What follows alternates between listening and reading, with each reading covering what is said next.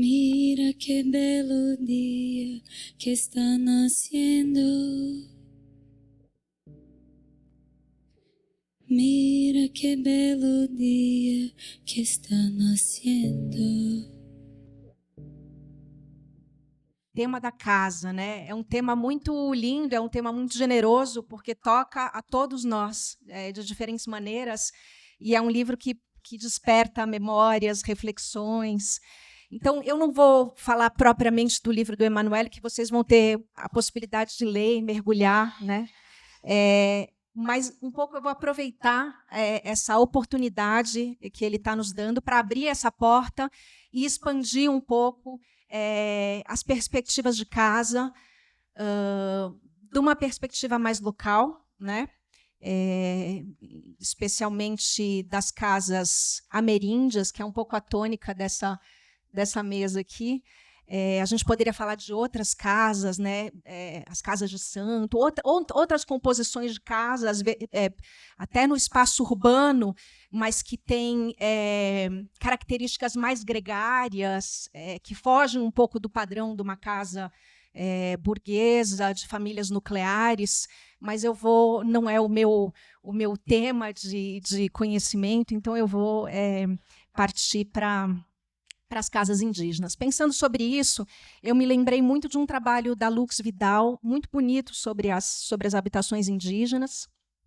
É um trabalho antigo, mas que vale a pena ser consultado, em que ela vai descrevendo tanto os aspectos arquitetônicos, né, das casas tradicionais indígenas, como perfeitamente adaptados ao seu entorno, né? A partir dos materiais, então, as casas que são frescas para ambientes muito quentes, em que é possível fazer fogo dentro da casa, porque à noite é frio, porque se cozinha, mas a palha permite que essa fumaça, né, que o fogo aqueça o ambiente, mas que a fumaça atravesse a palha, então não envenene quem está ali dentro, né? Então, essa sabedoria arquitetônica mesmo, né, dessas habitações, mas também o caráter espiritual, o caráter cosmológico dessas casas, né?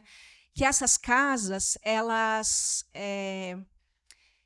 não nos cortam do ambiente em que a gente está, né? São casas muito mais porosas, são casas em que o ar circula, em que a fumaça passa, em que o som chega. São casas que nos protegem, né? Nos protegem da chuva, do calor, das intempéries, mas elas não nos cortam, né, do ambiente. E, além disso, a casa do meu vizinho é parecida com a minha, né? E a casa do meu vizinho e dos meus outros vizinhos compõem uma unidade, né? Uma unidade estética, mas também uma unidade simbólica, né? Que é a própria aldeia, né? Então, eu tenho a sensação de fazer parte de um todo, né? Eu estou integrado num todo, né? Num conjunto de valores, num conjunto estético, enfim, num núcleo comunitário.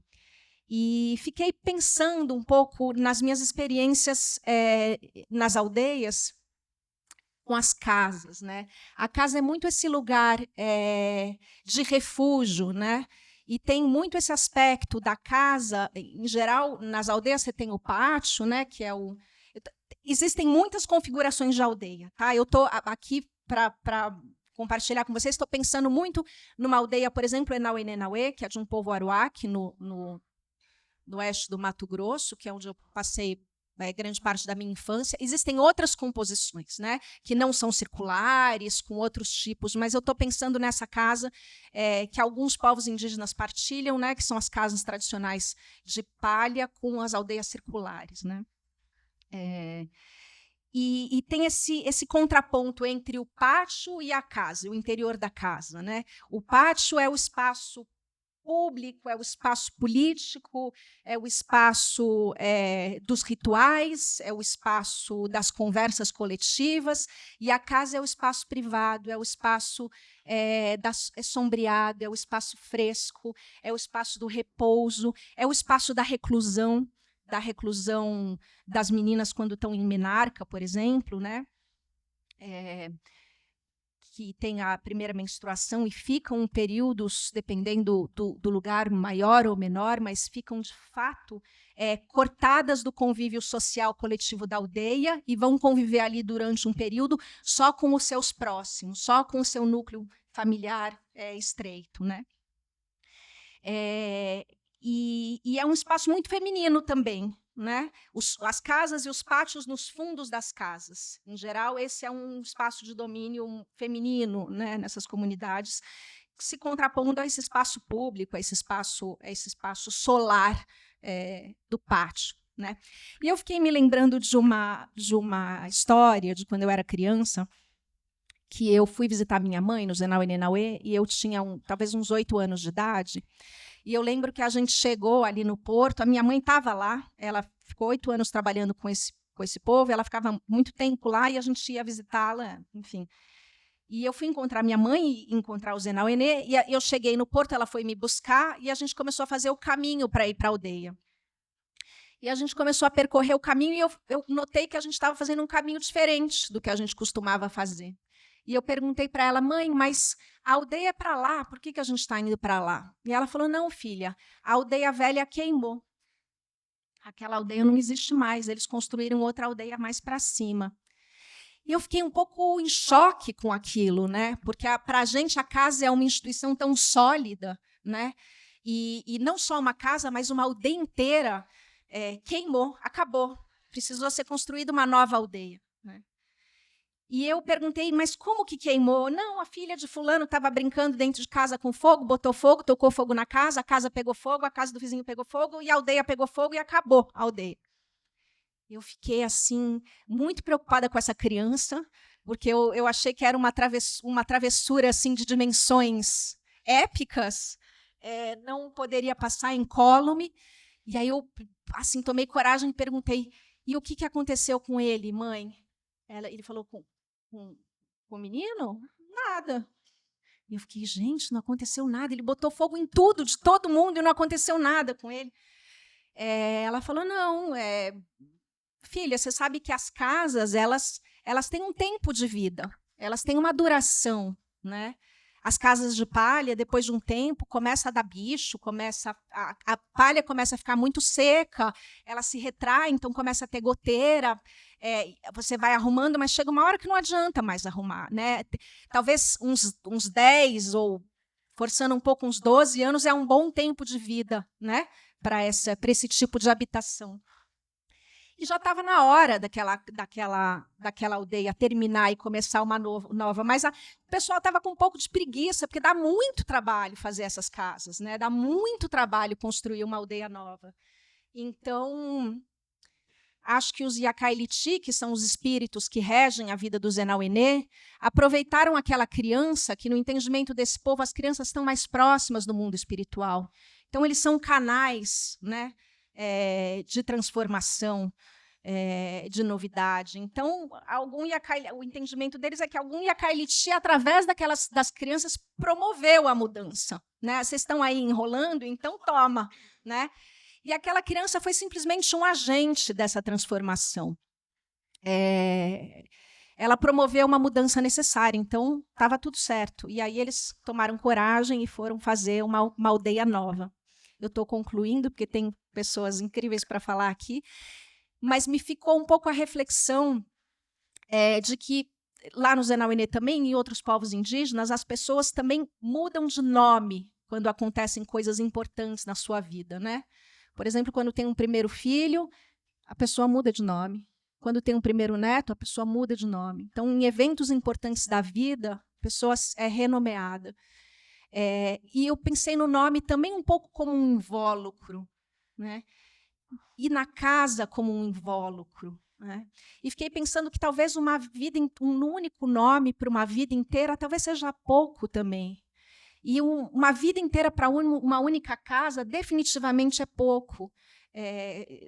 Nesse entendimento de mundo, né? Às vezes é preciso a gente tirar esse invólucro, né? Como um lagarto que troca de pele, uma cobra que troca de pele, porque aquilo que nos contém já não nos cabe, né? Para eu conseguir seguir em frente e criar uma pele nova, né? e começar, a partir dali, um novo capítulo da vida. Então, fiquei pensando um pouco que talvez a gente, com essa sanha de acumulação que a gente tem, de repente a gente vê e tem dentro da nossa casa uma quantidade de objetos, de parafernália, que a gente... O que a gente faz? Acho que a gente está se sufocando, né, com tanta coisa. E talvez a gente tenha a aprender com os povos indígenas essa capacidade de transformação radical, de transformação de nós mesmos, de transformação do que nos contém e de possibilidade de seguir em frente com mais leveza e se transformar. Então, é um pouco a reflexão que eu queria compartilhar com vocês para a gente abrir essa mesa. E eu vou passar a palavra para a Cris. É isso, Ana? Para a Cris. Obrigada.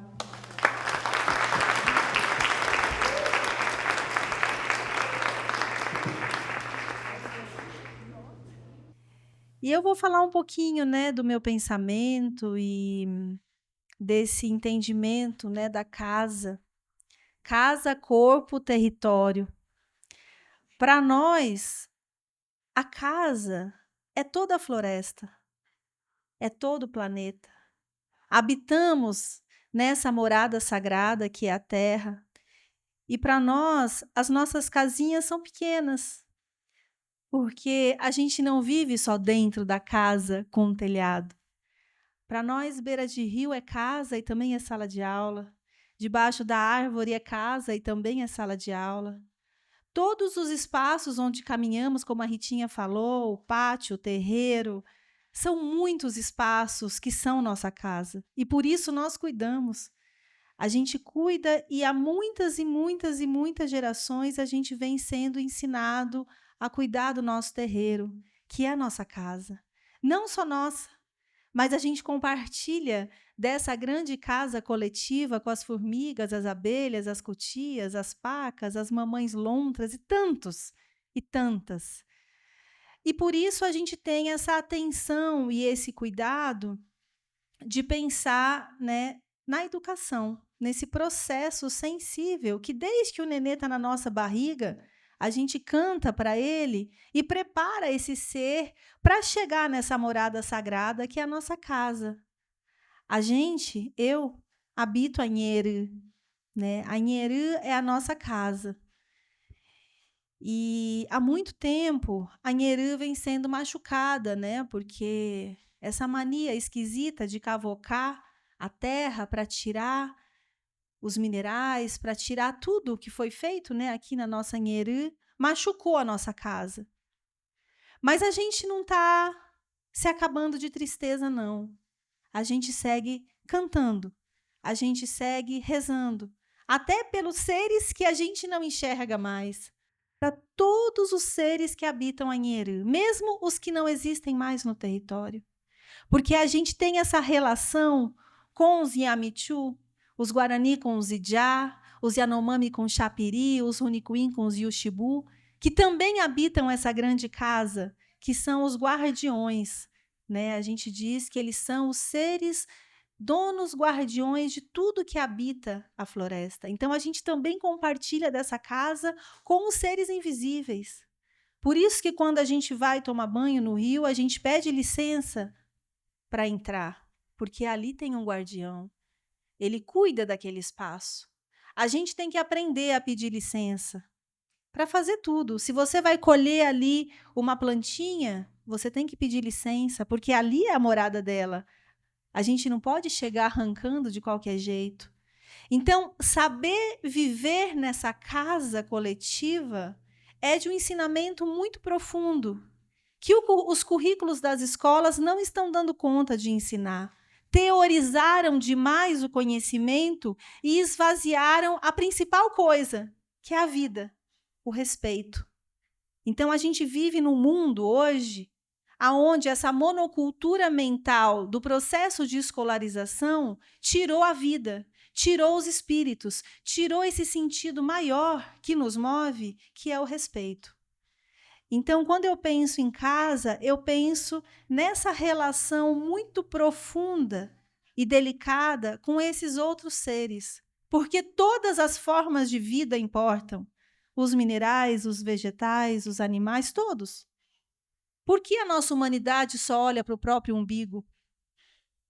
E aí, pensando nisso, eu venho aprendendo e sou muito grata a uma mulher que foi muito importante na minha vida, Doralice Cunhantatá, que foi minha sogra. Hoje ela já vive no mundo dos espíritos, mas ela me ensinou a cuidar de uma casa muito importante dentro de Matecoá, que é onde eu vivo hoje com o papá, meu companheiro, meus filhos, que é a Opã. Opã é a casa de reza. Mas não é só reza no sentido de rezar.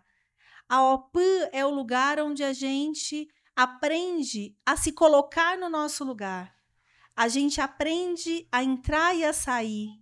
A gente aprende a falar e a silenciar e a escutar. A gente aprende a ouvir as narrativas, a entender os sonhos, a dialogar com o fogo durante longas noites de meditação e concentração. Então, a Opã é o centro de uma Matecoá. É o espaço onde a gente vem há muitos e muitos e muito tempo aprendendo a resistir. Então, eu digo que a resistência Machacali, na Cuché, e a resistência Guarani, na Opã, que são esses mesmos espaços, são espaços de transformação e de uma resistência muito poética, que fez com que tanto o povo Guarani, que é uma grande nação, assim como os Machacali, pudessem estar até hoje falando, cantando e produzindo um conhecimento que até hoje, de uma certa forma, segue sendo ignorado pela grande epistemologia acadêmica. As universidades, que de universal não tem nada, possuem uma certa arrogância de não dialogar com os espíritos. Os nossos rezadores, os nossos sabedores, os anciãos, que são os guardiões da Opã, da Cuché, eles são grandes pensadores, grandes filósofos, grandes filólogos, grandes seres detentores de um conhecimento que há muito tempo é um certo mistério. Porque quando você dialoga com uma parteira, com um rezador, com uma pessoa que sonha com a planta que vai curar uma doença que está por vir, e isso aconteceu durante a Covid, por exemplo, quando chegou essa doença, os rezadores sonharam. Aquela plantinha com aquela plantinha juntando vai curar todo mundo. E assim foi. Na nossa comunidade, ninguém sofreu com Covid, porque esse conhecimento existe. É um conhecimento que é sonhado, ele não está no livro. Agora que ele começou a ir para os livros, é importante também. Eu gosto dos livros, embora eu tenho uma certa exaltação muito profunda pelo sonho, porque ele nos ensina no silêncio, ele nos ensina na concentração, né, de você se dispor a entender esses códigos. Então, a partir do momento que a gente se conecta com essa casa maior, que é a Nherê, que é a floresta, a gente vai sendo obrigado a decifrar esses códigos, que não são letras e números, são outros códigos. Saber andar na floresta é saber dialogar com tudo que está ali. E as criancinhas, né, desde pequena, quando a gente guarda ela dentro de nós e depois ela vem ao mundo, a chegança dela muitas vezes se dá dentro de uma casa. Às vezes não, também no terreiro. Mas a gente busca cuidar, né? Cuidar dessa casa. E eu já tive o privilégio de pegar alguns nenês, né? Estou aprendendo a essa arte tão profunda, que é a arte de partejar, que é a arte de receber essa chegança de um ser ao mundo. E um dia a gente fez, eu e o papá, o parto de um nenê dentro da Opã, durante uma cerimônia espiritual. E isso, para mim, foi de um ensinamento tão profundo, porque me deu essa dimensão da casa, do acolhimento, do estar junto nesse espaço, né? As nossas casas são barreadas com barro, amarradas com cipó e cobertas com palha. E isso é tão profundo, porque tem um tempo, como a Ritinha falou. E esse tempo é muito bonito, Porque o ato de você sempre refazer a casa faz com que a gente sempre aprenda. Não esqueça de fazer isso. Se você faz uma casa de tijolo, bloco, cimento e telha, vai durar 40, 50 anos e ninguém mais vai ficar refazendo a casa. Então, o ato de refazer a casa também é um processo de conhecimento. E é muito natural. Dá um trabalhinho, sim. Hoje em dia as pessoas estão ficando com mais preguiça, mas a gente vem, e aí eu vou falar rapidinho das escolas vivas, que é onde eu me coloco hoje, nesse processo de ativação, que também é um sonho, de incentivar os jovens e as crianças a acordar as memórias que foram adormecidas durante esses séculos de imposição de uma educação quadrada, de uma educação que é uma monocultura.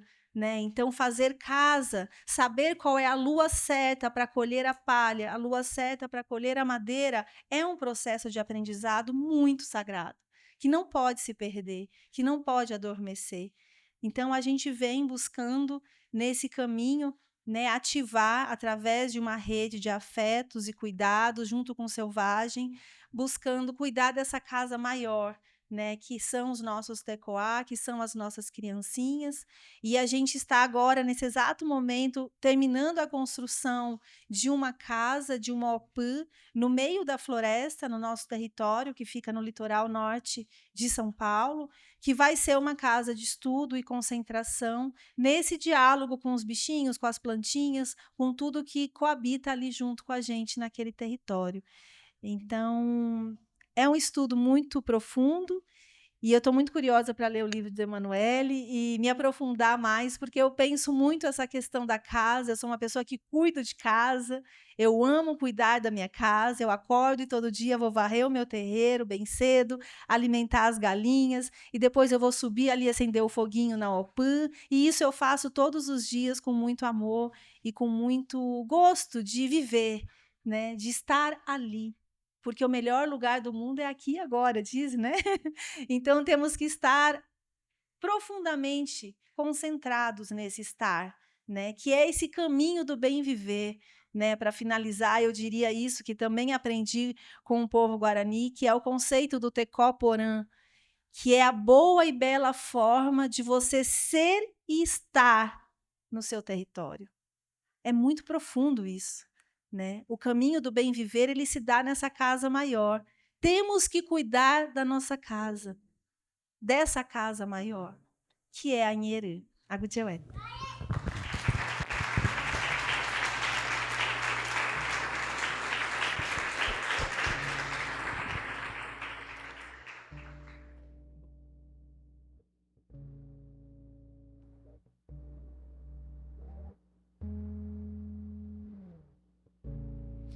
Mira que belo dia que está nasciendo. Mira que belo dia que está nasciendo. Mira que belo dia que está nasciendo. Mira que belo dia que está nascendo. Nem todos os dias são belos, não. Nem todos os dias são belos. Nem todos os dias são belos, não. Nem todos os dias são belos, por isso mira que belo dia que está nascendo. Mira que belo dia que está nascendo. Mira que belo dia que está nascendo.